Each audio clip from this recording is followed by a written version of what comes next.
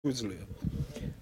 პროკურატურა შევიდა შუამდროულობით ჩემთვის 2000 ლარის გირაოს დაკისრების თაობაზე.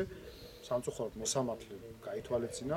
ჩემმა ადვოკატმა მეც საკმაოდ სერიოზულად დავასაბუთეთ, რომ აქ არ იყო სავალდებულო გირაოს სახით გამოყენებული 2000 ლარი.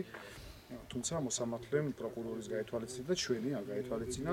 ძალიან ისეთი კარგი კურიოზი მოხდა, როცა მე ჩავეკითხე, საიდან იცნობდა ჩემს კონერულ მდგომარეობას, პროკურორმა განაცხადა, რომ შენ გაქვს სახლიო და სახლი მაქვს, რა თქმა უნდა, ქუჩაში არ ვცხოვრობ და სახლში ვცხოვრობ, ქუჩაში ამბულად არ ვცხოვრობ და თუ ეხლა იმის გამო დამაკისრეს 2000 ლარი გირაო, სახლი მაქვს, ძალიან სასაცილოა და დარწმუნებული ვარ, უკვე როცა არსებითი განხილვები წავა, ძალიან ბევრი მსგავს კურიოზს წავაწყდებით.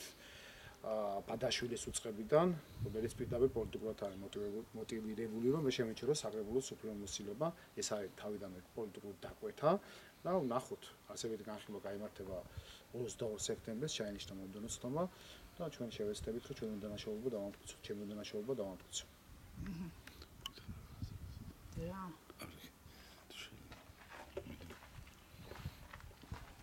აი თქვენ რა შეგვიძლია გითხრათ სასამართლოს გადაწყვეტილებთან დაკავშირებით?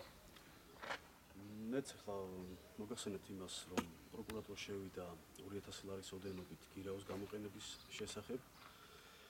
ჩვენაიდან კახაბერას კურავა თავს არ ცნობდა დამაშავეთ და არც საქმეში არ იყო ესეთი მასალები, რომელიც აძლევდა პროკურატურას დასაბუთებული ვარაუდის საფუძველს, რომ მან ჩაიდინა დანაშაული და ბრალდება იყო წაყენებული მხოლოდ ვარაუდის საფუძველზე. ჩვენი პოზიცია იყო აქედან გამომდინარე, რომ მას არანაირი ახალგაზრდის ღონისძიება არ შეფარდებოდა.